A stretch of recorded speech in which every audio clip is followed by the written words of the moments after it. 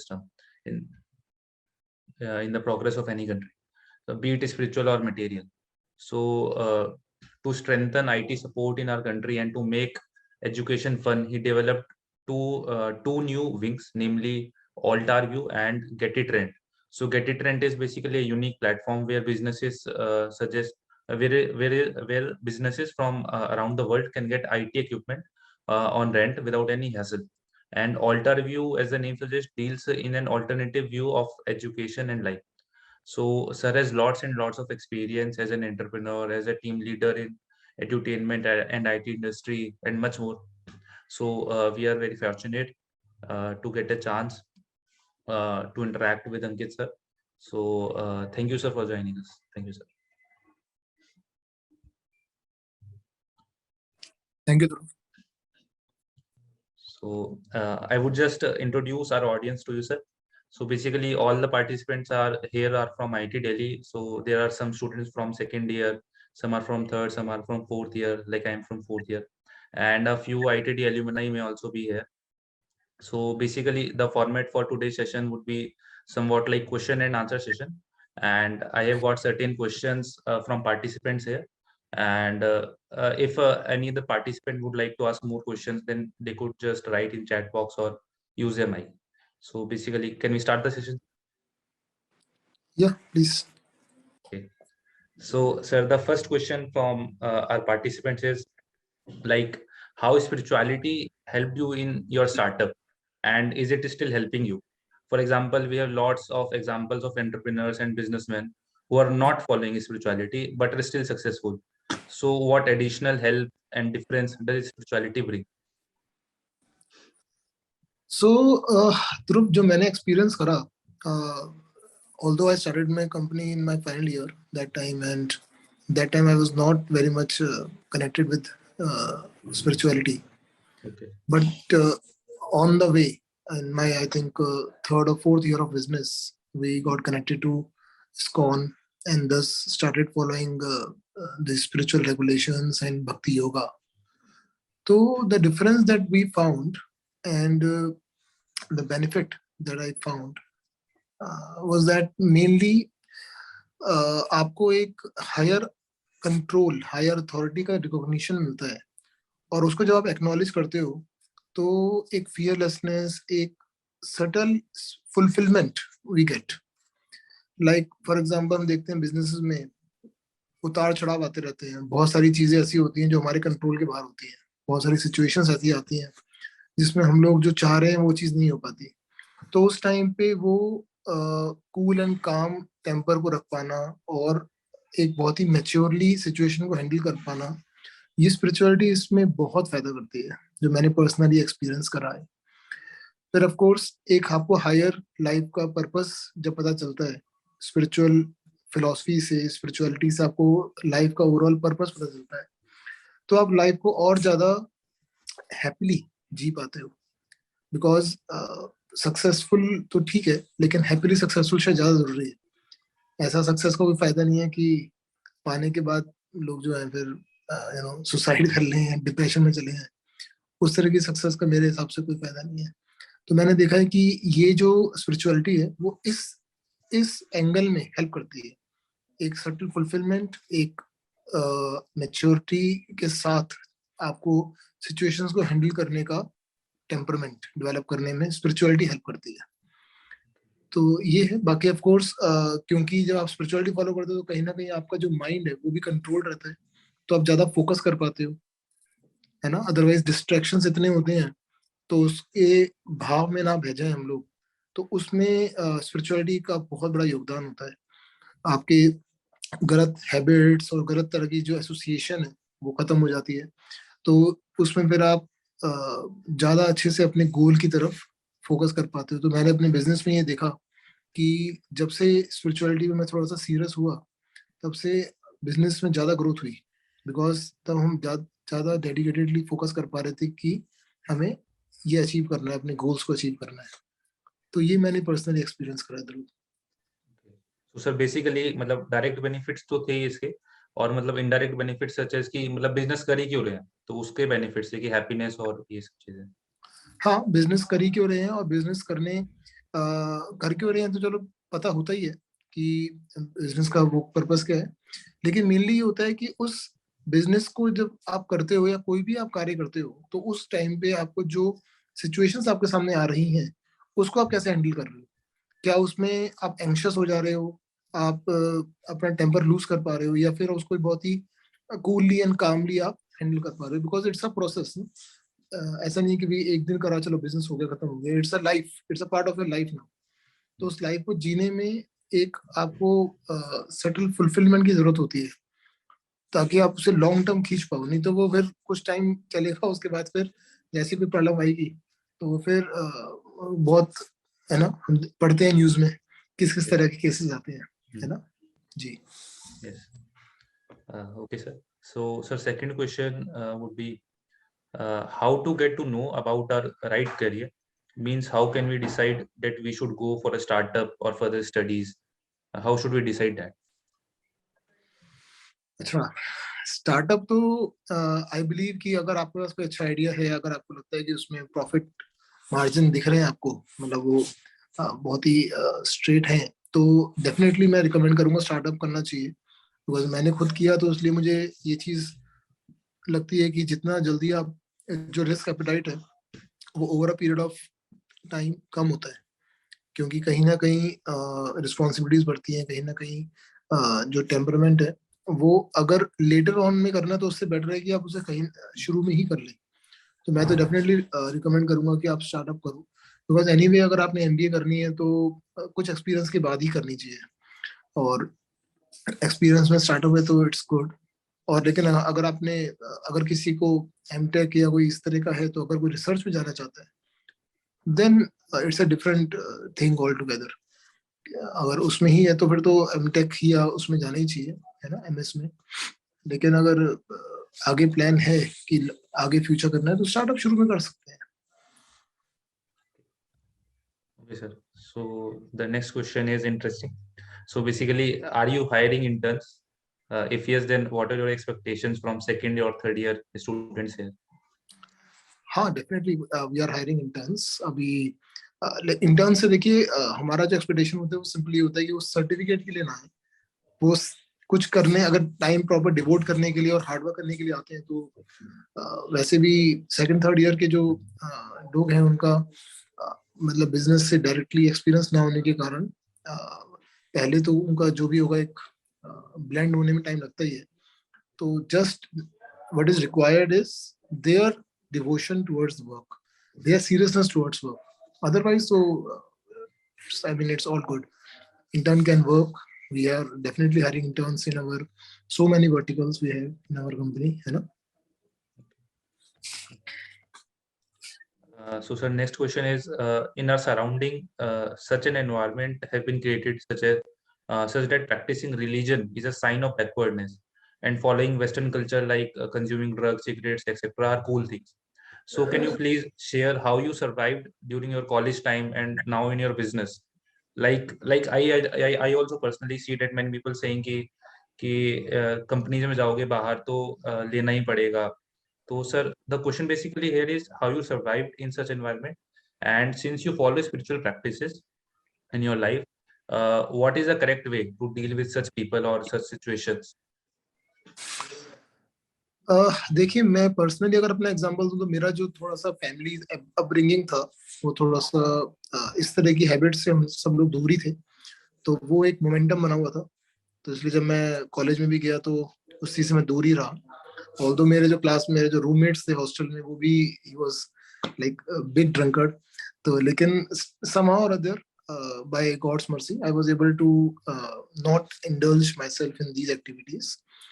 लेकिन मैंने ये देखा कि ये तो है कि मैक्सिमम पॉपुलेशन आपके चारों तरफ, चाहे बेशक आप जॉब में हो या आप पढ़ाई कर रहे हो, आपके चारों तरफ आपको दिख रहा है कि लोग सिगरेट भी पी रहे हैं, शराब भी पी रहे हैं।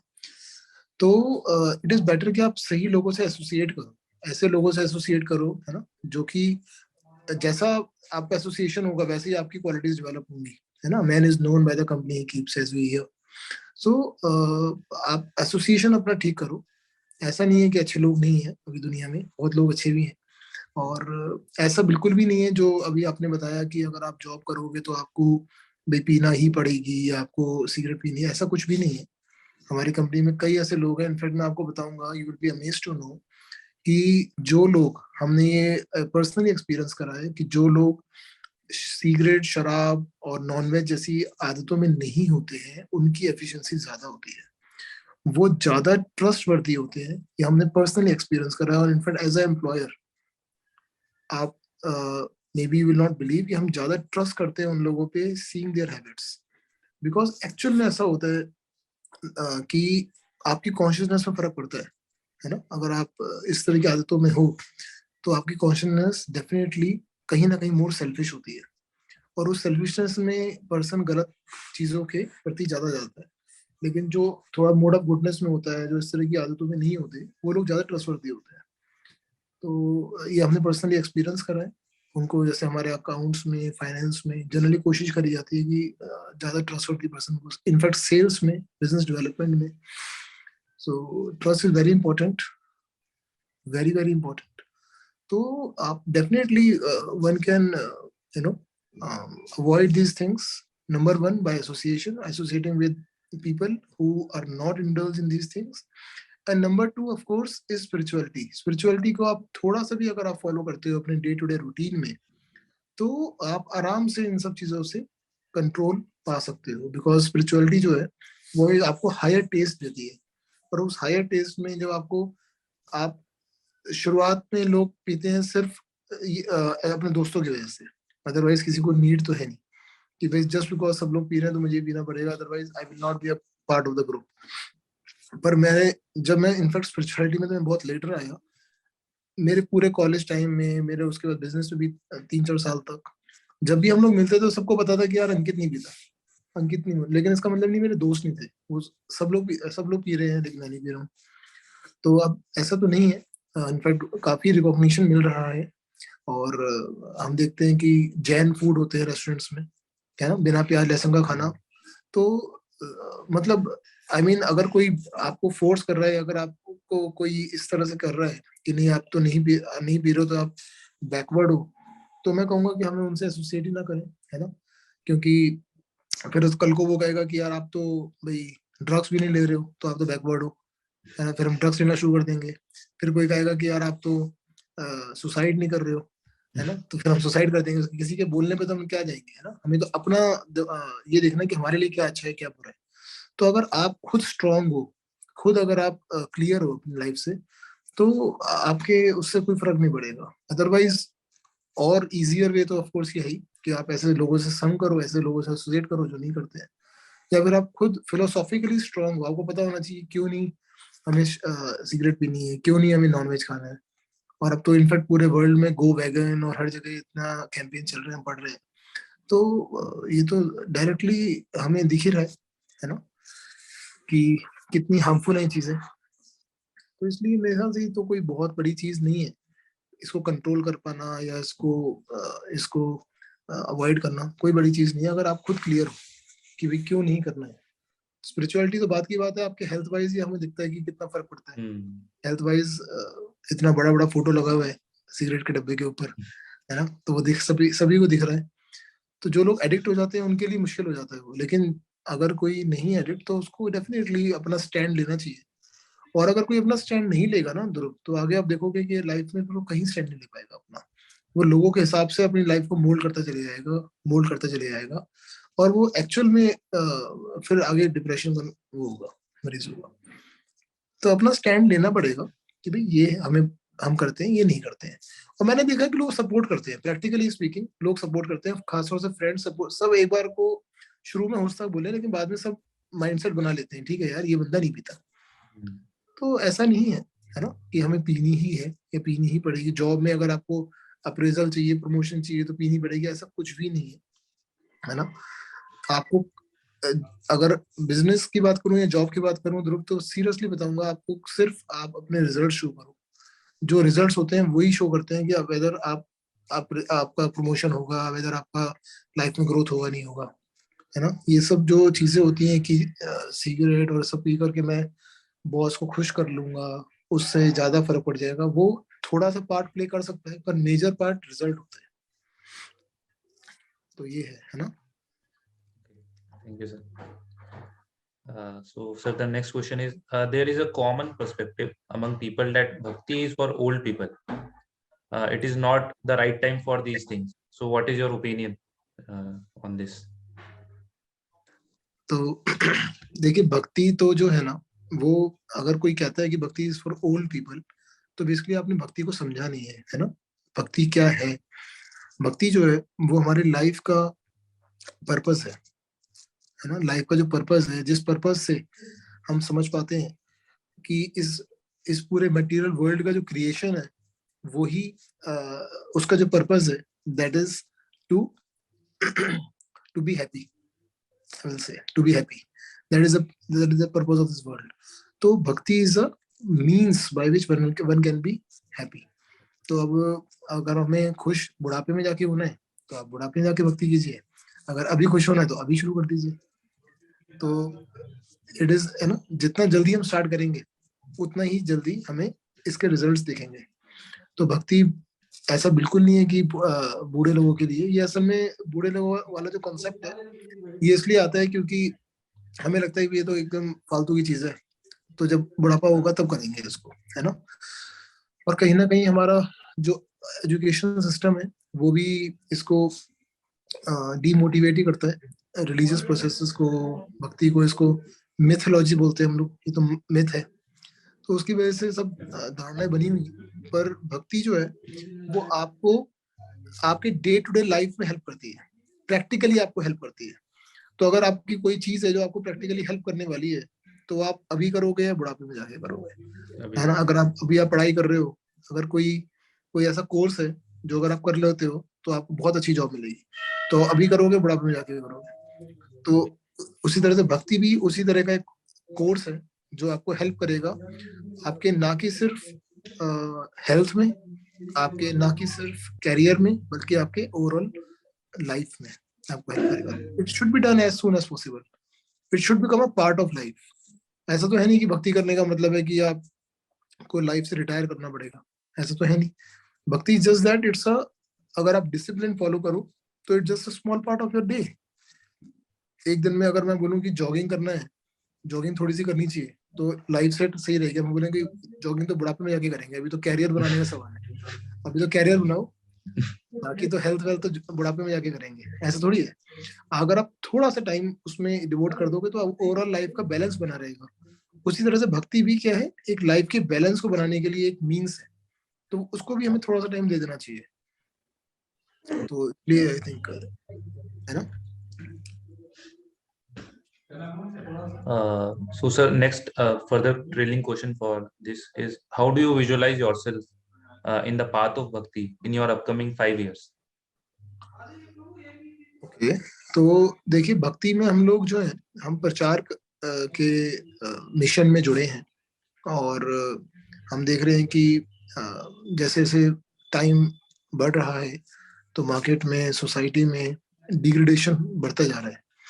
तो हमारा 5 साल का जो विजन है वो यही है कि ज्यादा से ज्यादा यूथ तक हम पहुंचे, उनके लाइफ में इसको हम इंकलकेट कर पाए, इस भक्ति के प्रोसेस को, ताकि वो लोग खुश हो सके और अपनी लाइफ को खुशी से जी सके। तो 5 साल में हम लोगों ने प्रीचिंग में एक मिशन रखा हुआ है कि हमें एटलीस्ट 50,000 तक पहुंचना है, और 50,000 यूथ तक हमें टच करना है, और गुरुकुल खोलने हैं, बच्चों के लेवल पे इस चीज को शुरू करना है। बिकॉज बच्चों के लेवल पे हम देख रहे हैं कि भाई 8 8 9 9 साल के जो बच्चे हैं उस लेवल पे डिग्रेडेशन शुरू हो चुका है ना। उस लेवल पे पॉर्न और 10 तरह की हमें प्रॉब्लम दिखाई दे रही है।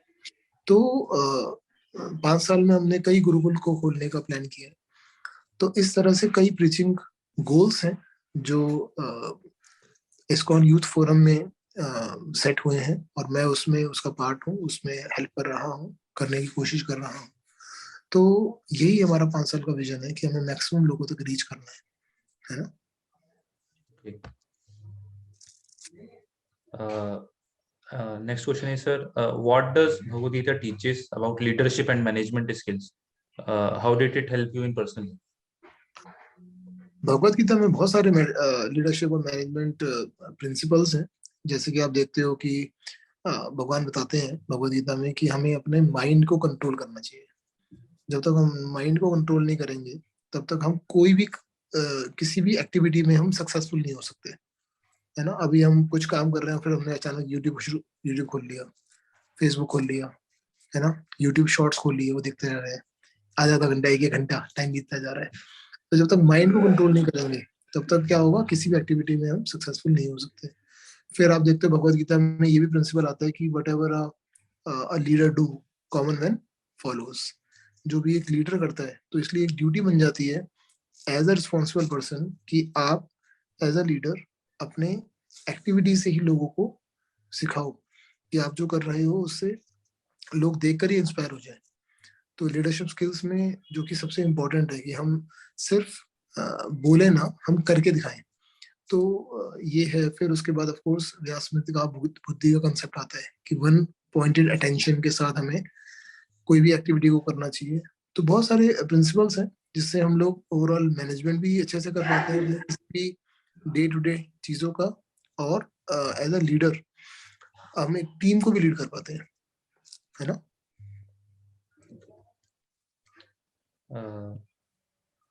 So basically, next question is, sir, as we all know that that your company has more than 100 crore turnover.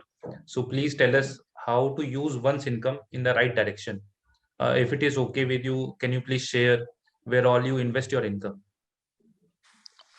देखिए, राइट डायरेक्शन जो है वो ऑफ कोर्स बहुत सारी है ना। आपको कुछ पार्ट जो है, कुछ पार्ट, जैसे प्रिंसिपल आता है कि don't put all your, you know, all your eggs in one basket, कि अलग अलग जगह इन्वेस्ट करना चाहिए। जैसे आप कुछ लैंड ले सकते हो, because land is a permanent asset.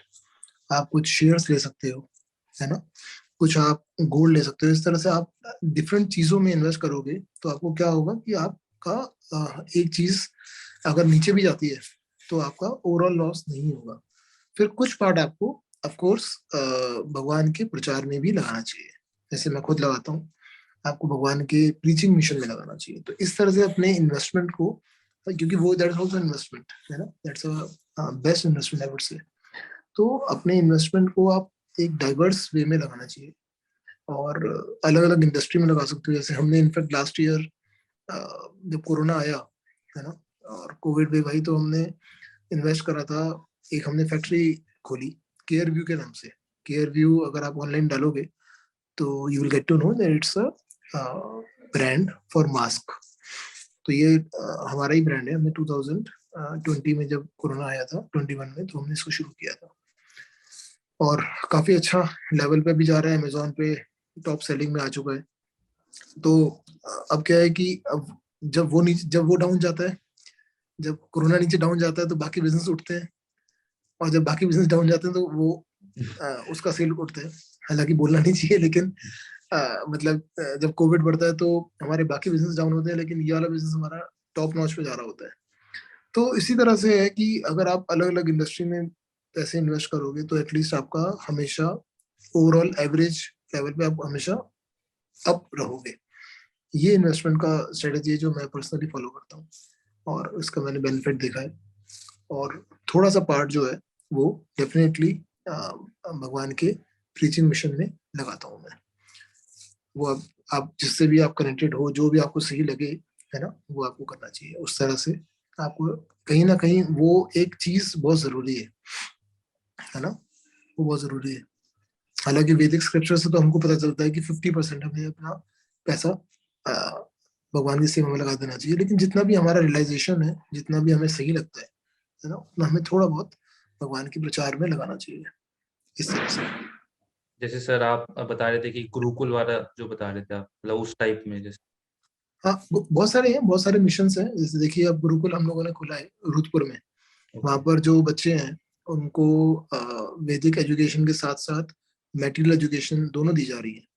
तो उनका जो लाइफ है वो they are updated with the society also, and they are following the Vedic rules, जिसकी वजह से they are fulfilling our life purpose also, है ना। उतना ही ज्यादा एक्टिव है वो बच्चे, और वेरी एंथुजियास्टिक। तो वो एक मिशन हो गया हमारा, जिसके थ्रू हम लोग का पर्पज है कि आगे हम और गुरुकुल खोलें एटलीस्ट, है ना। पूरे विजन तो पूरे इंडिया का है कि इंडिया के हर 100 किलोमीटर पे हमारा एक गुरुकुल हो, क्योंकि आजकल जो बच्चे स्कूल जा रहे हैं तो आप कितने बच्चे को अपने घर पे कंट्रोल कर लो, लेकिन स्कूल में यू हैव नो कंट्रोल ना। वो फोन भी देख रहे हैं, सब कुछ कर रहे हैं स्कूल में जाकर के। हॉस्टल में गए तो फिर then you have no access. तो इस तरह से है। तो ये जो गुरुकुल का जो कॉन्सेप्ट है हमारा, तो इसमें बच्चों को स्टार्टिंग लेवल से ही हम लोग एजुकेशन दे रहे हैं। और सारा एक जिसे बोलते हैं handling every kind of situation, है ना, handling I would say handling sexual content, किस तरह से आपको हैंडल करना है उसको, वो सारा नॉलेज दे रहे हैं, ताकि बच्चा जो है एक मैच्योर और मैच्योर वे में अपनी सिचुएशंस को हैंडल कर पाए, जो कि स्कूल में भी नहीं मिल रही है। अब देखिए वैल्यू एजुकेशन के नाम पे स्कूल में सिर्फ मजाक हो रहा है। सिर्फ हम बच्चे को ये कर रहे हैं कि आप फिजिक्स पढ़ो, केमिस्ट्री पढ़ो, मैथ्स पढ़ो, आप टॉप लोगो है, आप आगे से आगे बढ़ो। लेकिन जो कैरेक्टर बिल्डिंग होती है, जिससे एक्चुअली बच्चा जो है लाइफ में खुश रह सकता है, वो चीज नहीं दी जा रही है। तो वो गुरुकुल का कॉन्सेप्ट है। इसके अलावा आप देखिए यूथ, हमारी यूथ प्रीचिंग हो रही है, जिसमें हम लोग कॉलेजेस में यूथ को ये नॉलेज दे रहे हैं, है ना, भगवत गीता की नॉलेज दे रहे हैं, जिसके थ्रू यूथ को इतनी हेल्प हो रही है। ऐसे बहुत सारे मिशन हैं, है ना। विलेजेस में हम लोग प्रचार कर रहे हैं, स्कूल्स में प्रचार कर रहे हैं, टाउन्स में प्रचार कर रहे हैं। तो ISKCON town preaching program, ITPC, है ना, ISKCON town preaching campaign, then IBPC, ISKCON village preaching campaign, ISKCON youth preaching campaign, इस तरह से अलग अलग प्रीचिंग कैंपेन्स हैं। तो उसमें आप कर सकते हैं। अदरवाइज अगर किसी का भाई अपना ही अलग कुछ करने का प्लान है, तो वो भी कर सकते हैं। After all the purpose is that one should preach the names of Lord. One should preach the mission, the teachings of Lord. That is the aim. तो वो किसी गाइडेंस में करते हैं तो और अच्छे से होता है। अगर अपना कर सकते हैं तो अपना करें, लेकिन करना चाहिए, ये मेरा मानना है। Okay.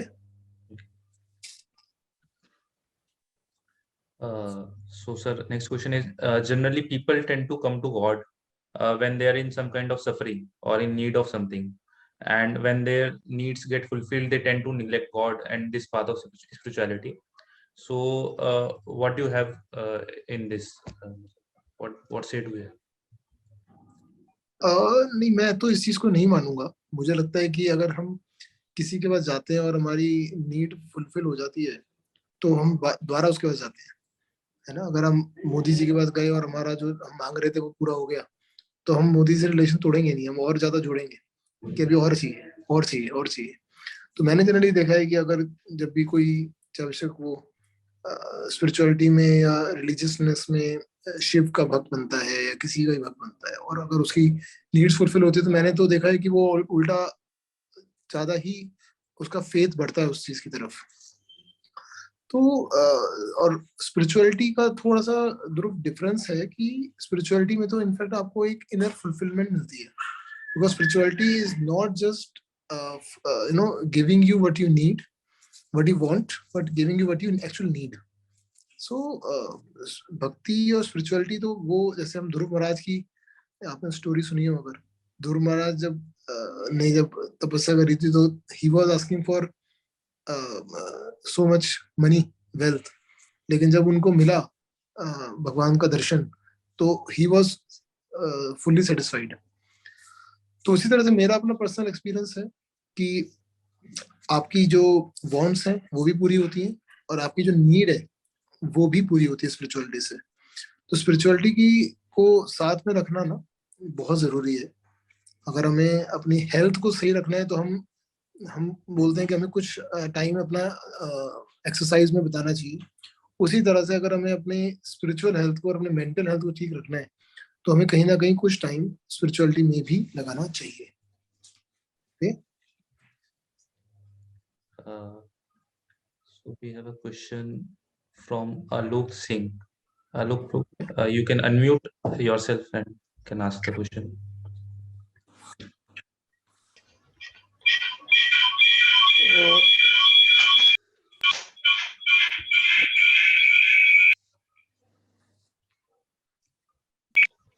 Good afternoon, sir. Good afternoon. So, sir, as we see, the companies want values in their employees, but no one is focusing on the education of values. And we also know that our education curriculum very much controlled by businessmen. So, according to you, what are the action taking by businessmen for developing values of education of values? देखिए इसमें तो कोई doubt नहीं है कि अगर जो non devotees हैं, जो मेटलिस्टिक हैं, उनके हाथ में जो जो सिस्टम रहेगा, जो जो कंट्रोल रहेगा, वहां पर वैल्यू डेवलपमेंट तो मुश्किल है ही। बिकॉज उनका पर्पस जो है वो वैल्यूज नहीं होकर के सेल्फिश पर्पसेस है कि अपना प्रॉफिट बढ़े हमारा।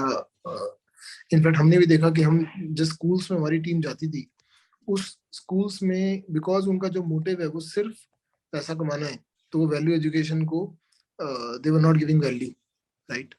तो ये हमने खुद पर्सनली एक्सपीरियंस करा है, आप एकदम सही कह रहे हो। और जहाँ तक है कि लेकिन अब कहीं ना कहीं कई जगह जहाँ पर फेवरेबल एनवायरनमेंट मिल रहा है, वहाँ पर हम लोग कर रहे हैं वैल्यू एजुकेशन की क्लासेस, और वहाँ पर हम देख रहे हैं कि रिजल्ट्स भी आ रहे हैं बच्चों में। इनफैक्ट हमारा आई इल्यूमिनेट करके एक विंग है जिसमें स्पेसिफिकली स्कूल के बच्चों के लिए वैल्यू एजुकेशन प्रोग्राम और करिकुलम डेवलप करा गया है, और वो भी उनके पेरेंट्स के साथ मिलकर के वो प्रोग्राम एग्जीक्यूट होगा, ताकि बच्चे को होलिस्टिक व्यू में एक रिजल्ट दिखे। बिकॉज आप कितना ही पढ़ा लो बच्चों को, लेकिन वो घर जाकर के जब उसके घर का एनवायरनमेंट अगर फेवरेबल नहीं होगा, तो बच्चा उसको नहीं कंटिन्यू कर पाएगा। तो वो बहुत ही एक, इनफैक्ट हमारे आईटी दिल्ली के ही एक डिवोटी हैं, दास सोमनाथ प्रभु, उन्होंने इसको डेवलप करा है, और बहुत अच्छे रिजल्ट्स हमें देखने को मिल रहे हैं कई स्कूल्स में, कई जगह। और अब इसको धीरे धीरे हम लोग मिनिस्ट्री तक भी लेके जा रहे हैं। तो ये चीज जैसे जैसे प्रचार बढ़ेगा, जैसे जैसे लोग फेवरेबल होंगे, तो ऑफ कोर्स फिर वो देखा देखी हर आदमी उसको फिर फॉलो करेगा। Okay, Yes, sir. Thank you, sir. Thank you.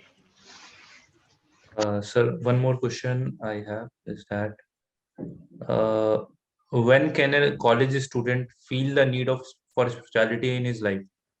For example, difficult situations usually arise in one's life, but they are not aware of its real solution.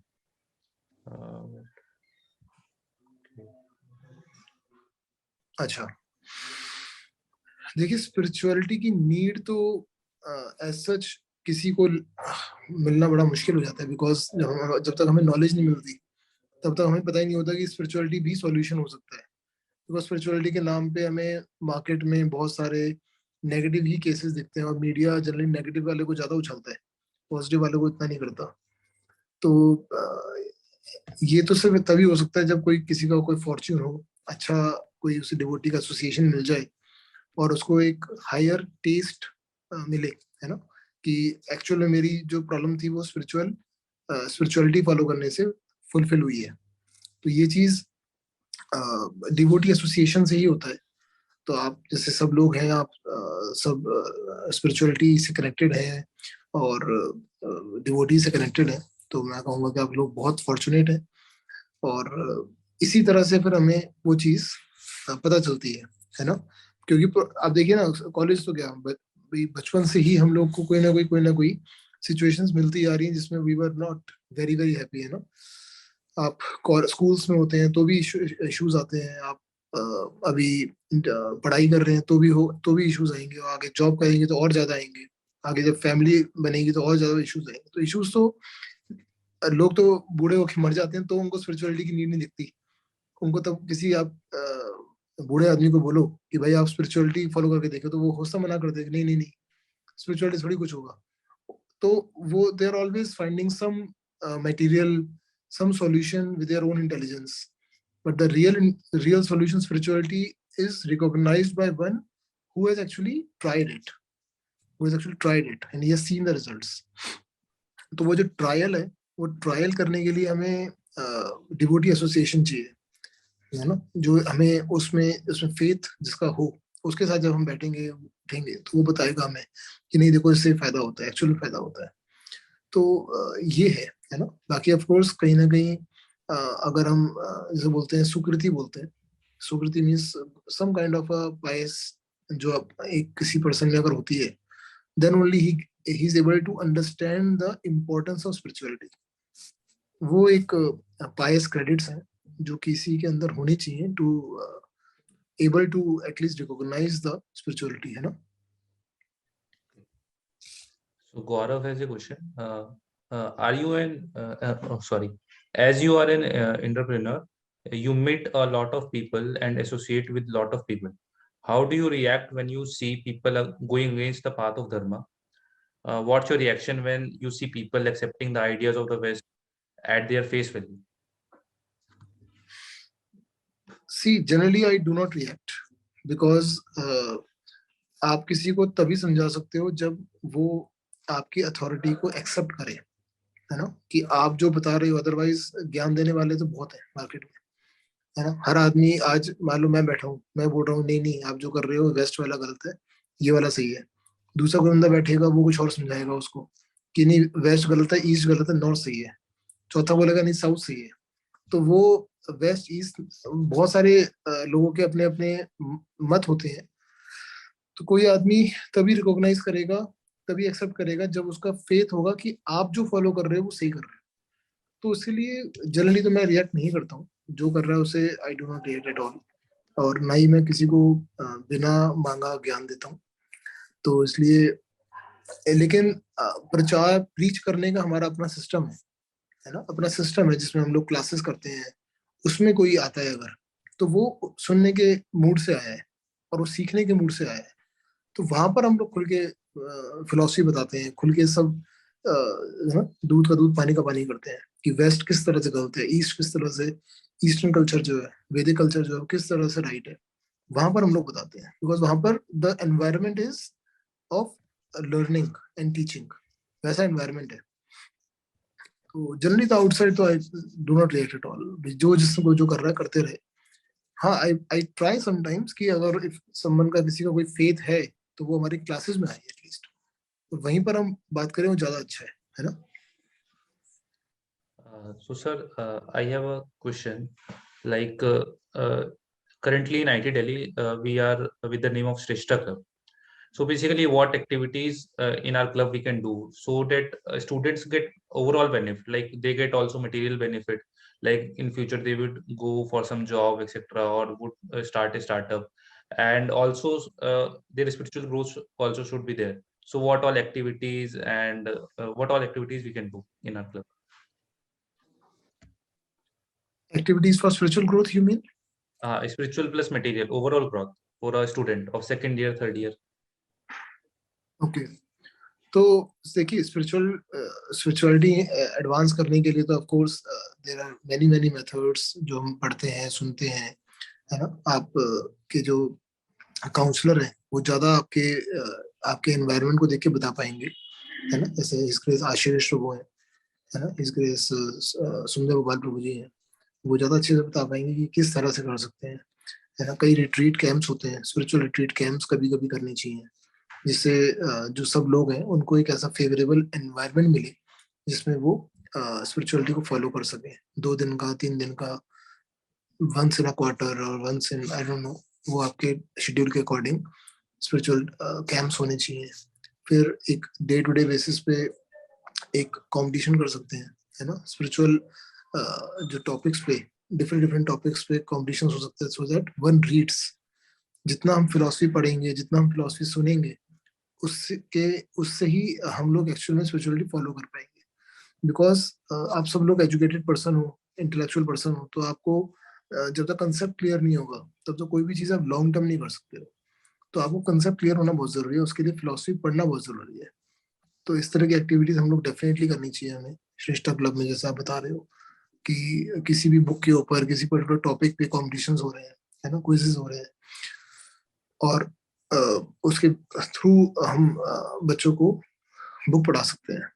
फिर मटेरियल गेन तो अगर हो रहा है तो उसमें आप कई एंटरप्रेन्योर्स को बुला सकते हो, कई जिन लोगों ने भाई एक्चुअल में अचीव करा है, उनको अगर आप बुलाओगे, उनसे आप उनसे जब वो बच्चे सीखेंगे तो उनको रियल में प्रैक्टिकल नॉलेज मिलेगी। जिस चीज की सबसे ज्यादा मार्केट में कमी है वो है प्रैक्टिकल नॉलेज। हमें लगता है कि थ्योरेटिकली तो ऐसा हो जाएगा, वैसा हो जाएगा, बिकॉज जनरली बच्चे जो होते हैं वो कॉलेज में एटलीस्ट जब हम सब लोग थे तो हमें लगता है कि हम तो पता नहीं क्या ही कर देंगे दुनिया में, ऐसा लगता है। तो इसलिए अब देखो जब फ्रेशर निकलता है तो फर्स्ट ईयर सेकेंड ईयर तक तो मतलब वो कंट्रोल में नहीं आता, उसको लगता है मैं तो पता नहीं क्या कर दूंगा। लेकिन 2 साल 3 साल के बाद जब उसको पता चलता है नहीं नहीं यार दुनिया में बहुत कुछ है और मेरे हाथ में सब कुछ नहीं है, तो उसके बाद धीरे धीरे वो फिर प्रैक्टिकलिटी सीखता है, ग्राउंडेड होता है। तो उस तरह का जो प्रैक्टिकल नॉलेज है वो हम दिला सकते हैं बाय टॉक्स। इस तरह की टॉक्स में अलग अलग एलुमनाइज को बुला करके, अलग अलग सीनियर लोगों को बुला करके कर सकते हैं। So one question we have got from Prashant. So what is the definition of success? What is your definition of success? How do you see success? See, for me, अगर आप मेरा पर्सनली पूछोगे तो for me the success is जिसमें what you are looking for, you have achieved what you are looking for. Like devotees in our movement, they are looking for that, the whole world is happy. That is the goal that Vaishnav has. The whole world is happy. Whole world is following the path of God, and they are very very happy. So that is success, right? पर वो जो चीज है वो achieve करने के लिए we are always always always working. So that is success कि हम लोग जो हम पाना चाहते हैं वो हमें मिल गया है। और आप देखेंगे कि जो सक्सेस हम मार्केट में देखते हैं कि पैसा आ गया है ना, इस बार का हमारा टर्नओवर जो है वो 1000 करोड़ हो जाना चाहिए, तो वो अगर अचीव हो गया तो we are success. So that is also success. It is not that is not success, but is that success sufficient? as I said na ki, is success sufficient or being happily successful is sufficient? One should be happily successful. I think कि वो success जो है वो उसको fulfil कर रही है, उसको इंटरनली ही इज हैप्पी. क्योंकि देखिए आप कुछ भी आप अचीव करना चाहते हो, वो जब अचीव हो जाता है तो उसके बाद दो चीजें होती है. या तो आपको अगर अचीव हो जाएगा तो क्या होगा, और आपका गोल सेट हो जाएगा, मुझे यहाँ तक पहुंचना है, मैं ये अचीव कर लिया, मुझे और आगे जाना है. या फिर अगर नहीं अचीव होगा तो दुख होगा. दो ही चीजें होनी है. तो दोनों केसेस में आप देखोगे नहीं अचीव होने में दुख हो रहा है, और नहीं और अचीव होने पे कहीं ना कहीं एक अनसेटिस्फेक्शन आनी है कि यार अभी तो और कुछ भी है पाने के लिए. तो वो चीज का कोई अंत नहीं है, there is no end to it. तो इसलिए कहीं ना कहीं हमें उस प्रोसेस में ही खुश होना पड़ेगा. जो हम कर रहे हैं उस प्रोसेस में अगर हम खुश नहीं होंगे तो हम लोग रिजल्ट से कभी खुश नहीं हो पाएंगे. तो we should live the life, along the life we should be happy. तो वो कैसे होगा? That is possible when we include some spirituality in our day to day life. This is the because life is not just कि मैंने achieve कर दिया वहां पर खत्म हो जाना है. ऐसा नहीं होने वाला है. वो अचीव होने के बाद आगे फर्दर गोल्स अपने आप बन जाएंगे, है ना. हमने अगर मर्सिडीज का टारगेट करे तो आगे रोल्स रॉयस अपने आप दिखेगी हमें. रोल्स रॉयस रहने का हेलीकॉप्टर अपने आप दिखेगा, चार्टर्ड अपने आप दिखेगा, इसमें कोई डाउट नहीं है. तो वो फिर आप लाइफ को एंजॉय नहीं कर पाओगे. तो ये मेरा पर्सनल ओपिनियन है कि हमें उस जर्नी में ही खुश होना है. उस जर्नी में खुश होने का तरीका क्या है कि हम लोग कुछ हद तक अपने टाइम में स्पिरिचुअलिटी इंक्लूड करें. तो अगर आपको मिल भी जाएगा तो भी आप खुश हो, नहीं मिलेगा तो भी खुश हो. फिर आप दोनों केस में पॉजिटिव हो. पहले दोनों केस में नेगेटिव हो, अब दोनों केस में पॉजिटिव हो. अगर आप स्पिरिचुअलिटी के साथ नहीं हो तो आप अगर मिल जाएगा तो भी आपको फिर कहीं ना कहीं अनसेटिस्फेक्शन रहेगा कि यार अब मैंने तो आज अपने मर्सिडीज खरीद ली, लेकिन फिर हमें रास्ते में दिख गया किसी के रोल्स रॉयस है, तो अनसेटिस्फेक्शन वहीं से शुरू हो जाएगा. बाहर निकलते ही अनसेटिस्फेक्शन शुरू हो जाएगा. अरे यार रोल्स रॉयस लेनी है, रोल्स रॉयस लेनी है, ये ना. हमने सोच लिया हमारा पैकेज लग जाएगा, 1 करोड़ का पैकेज लग गया, पर हमने जाके देखा कंपनियों में तो लोगों के 1.5 करोड़ के पैकेज भी हैं. वहीं से अनसेटिस्फेक्शन शुरू हो जाएगा. और अगर नहीं मिला तो है ही. तो दोनों केस में नेगेटिव है, और स्पिरिचुअलिटी के साथ दोनों केस पॉजिटिव है. नहीं मिलेगा तो ठीक है, इट्स फाइन, आप तो एंजॉय कर ही रहे हो वैसे भी, और मिल गया तो भी ठीक है, तो भी आप एंजॉय कर रहे हो. तो उस जर्नी को हम एंजॉय कर पाए. So I think yes. So sir, any final advice for students? My advice will definitely, जैसे मैंने अभी बताया कि आप कोई भी अगर आप गोल अचीव करना चाहते हो तो डिसिप्लिन बहुत जरूरी है लाइफ में, है ना. डिसिप्लिन के साथ हम लोग अपने लाइफ को जिए. जैसे कि थोड़ा सा जल्दी सोना, सुबह जल्दी उठना, बिकॉज स्पिरिचुअलिटी फॉलो तभी हो सकती है जब हम लोग सुबह जल्दी उठेंगे. तो थोड़ा सा जल्दी सोएं. और सुबह जल्दी उठने का तरीका क्या है? रात को जल्दी सोना पड़ेगा. तो वो हम इंक्लूड कर पाए अपने लाइफ के एक शेड्यूल में, तो आई थिंक सारी प्रॉब्लम का सॉल्यूशन वही निकल जाएगा कि हम लोग थोड़ा सा जल्दी सोएं, सुबह जल्दी उठें, एक स्पिरिचुअलिटी को घंटा 2 घंटा दें, जो भी हमारे लिए पॉसिबल है. और उसके बाद अपने गोल्स को अचीव करने के लिए लगे। फिर देन गोल्स तो बनते रहेंगे और अचीव होते रहेंगे, बनते रहेंगे, लाइफ में चलता रहेगा सब, ये अनएंडिंग प्रोसेस है। लेकिन उस जर्नी को एंजॉय करने के लिए हम स्पिरिचुअलिटी को अपनी लाइफ में इंक्लूड करें, ये मेरा रिक्वेस्ट होगा। Okay. Thank you so much, sir. Thank you. Thank you so much, sir. We are very fortunate that you are here and you answered all of the questions very well in a very practical way. So thank you very much, sir. My honor. Thank you. Hare Krishna. Hare Krishna.